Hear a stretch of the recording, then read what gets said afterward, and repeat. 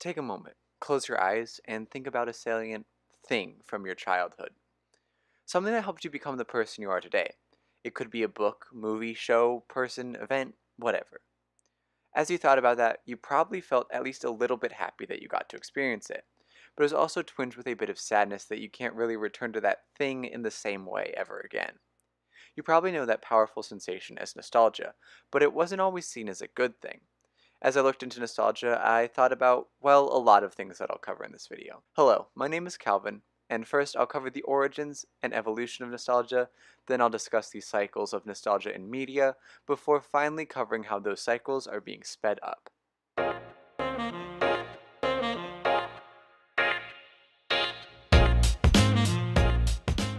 What is the best thing about Switzerland? I don't know, but the flag's a big plus. Bad jokes and transitions aside, Switzerland has a lot to do with the origins of nostalgia. According to the TED Ed video, Why Do We Feel Nostalgia by Clay Routledge, physician Johannes Hofer was the first person to diagnose nostalgia in 1688. He was overseeing a group of Swiss mercenaries serving abroad who had symptoms of fatigue, insomnia, irregular heartbeat, and fever, stated Routledge. While these symptoms were physical, Hofer realized that it was coming from a mental source. He dubbed the condition nostalgia, like a lot of things, from two Greek words, nostos, meaning homecoming, and algos, meaning pain or longing for. Literally translated, nostalgia means longing for homecoming, as that was how Hofer saw it, an extreme type of homesickness. Fun fact, this first iteration of nostalgia was thought to only affect Swiss people, and the notion was held that it was caused by the constant ringing of cowbells in the Alps, causing trauma to the eardrums. Now you might be thinking, but that's not what I think of when I hear the word nostalgia. What gives? Hold your horses, this was only the first iteration of nostalgia. It wasn't until the early 20th century that nostalgia's definition was first expanded closer to how we know it today, except for the fact that it was viewed as a kind of depression, and was thought to reflect a person's difficulty letting go of their childhood. This version of nostalgia kept some of its location-based ties, but focused more on the childhood thing. Nostalgia has lost its ties to depression in its more modern interpretation, though people dealing with depression often use nostalgia as a coping mechanism. According to the New York Times article, What is Nostalgia Good For? Quite a bit research shows. Dr. Constantine Sedekes assures that nostalgia makes us a bit more human, and that nostalgia is not the same as homesickness, and it's not a sickness despite its historical reputation. Nostalgia is no longer thought of as a condition or depression, but more a sensation or phenomenon that an individual experiences. As stated in the book Nostalgia Now, the term nostalgia has broadened to refer to yearning for the past. However, despite losing its ties to homesickness, the algos in nostalgia still very much applies. Christine Baccio, PhD, refers to nostalgia as the bittersweet emotion. She wrote that nostalgia entails pleasant feelings of happiness and comfort, along with feelings of sadness, longing, and loss. Dr. Clay Routledge stated nostalgia serves a crucial existential function. It brings to mind cherished experiences that assure us that we are valued people who have led meaningful lives. Nostalgia on an individual level is a reminder that our lives have led us to become the people that we are today. Now I am going to dip away from nostalgia on an individual level to discuss the idea of mass nostalgia in mass media, with an emphasis on movies and TV shows. In her video essay Stranger Things, It, and the Upside Down of Nostalgia, author and film critic Lindsay Ellis stated, "There's this idea in media criticism called the 30-year cycle. When it comes to nostalgia, well, really there's a lot of cycles. There's a 40-year cycle, a 20-year cycle. It's no coincidence that we're seeing so many sequels and reboots from movies from the mid-1990s. This video was posted in 2017 and focused on the 30-year cycle seen in the 2010s being nostalgic for the 1980s. For example, Thor Ragnarok's sets, designs, and soundtrack were heavily inspired by 80s sci-fi and comic aesthetics. And Netflix's Stranger Things borrowed from 80s horror and adventure movie motifs. Ellis believes that the 30-year cycle is most prevalent because, when it comes to visual mass media, that's the one that reflects filmmakers portraying their vision of their own childhood. This often leads to a more idealized or escapist portrayals of the past. In media criticism terms, they are deemed as restorative and reflective nostalgia respectively. However, there's even more evidence to suggest that there really isn't just one cycle of nostalgia. In the Slate article, The 20-Year Nostalgia Cycle, or is it 40 years, 15?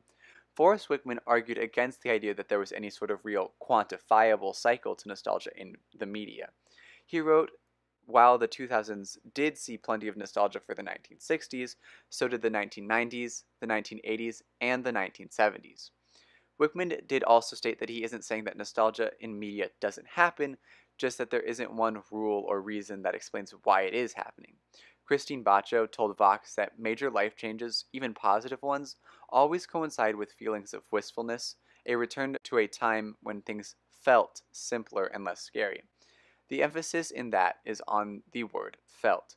Restorative and reflective nostalgia both show that we as humans often look at our past with rose-tinted glasses. Think of our past as the good old days. For example, Ellis explains that reflective and restorative nostalgia have framed the 1950s as pleasant and uneventful because that's how it felt on a day-to-day, despite that not being the whole truth. While there isn't just one media cycle, many authors, film critics, and psychologists have seen that certain things are speeding up those cycles. It's the internet. Of course it's the internet, and millennials and Gen Z. Oh, those angsty teens and their Tumblrs, Instagrams, and Twitters. Rebecca Jennings of Vox wrote, reliving a very specific subculture from the period that roughly spans from 2009 to 2014 is what countless millennials and Gen Z kids are doing right now, online and in their bedrooms. The only question is why? Well, young adults are going through one of the biggest transitions in their life, leaving behind their childhood, during the same time as a global pandemic. That's right, the novel coronavirus also has a part in this. Dr. Erica Hepper and her colleagues realized that people feel more nostalgic during times of change, and that young adults and the elderly are the two groups that engage in nostalgia most frequently. In the aforementioned New York Times article, Dr. Hepper stated that nostalgia helps us deal with transitions. Dr. Christine Baccio explained that right now, for instance, there is so much that is unfamiliar, and that using nostalgia is a powerful way to deal with that. The other big player here is the internet. Brian Rafferty, author and journalist, wrote that people's art absorption metabolisms have been sped up by the web, which often feels like a borderless 24-hour culture clutch full of non-stop pop convos about the stuff we love. However, teens aren't the only people capitalizing on the fact that COVID-19 is making people feel nostalgic. Corporations are using the coronavirus and nostalgia to make people like their products more. And if you look closely, you can see the trend in their advertising. Here's a clip from YouTube user Microsoft Sam's video. Every COVID-19 commercial is exactly the same. People. People. Family. Family. Families. They remind us that they are here for us in these uncertain, difficult, or trying times. In the Quartz article, How Hollywood Manipulates You by Using Your Childhood Memories, way to be optimistic, Quartz. Ben Ho wrote, marketers know that reminding us of positive memories also makes us buy more stuff. Experiments show that advertisements that induce more nostalgia makes viewers like the ad more, which makes them like the brand more, and therefore increases their likelihood to buy that product. Ads that make us have an emotional reaction are more likely to get a positive response. Think of those Sarah McLachlan animal shelter ads.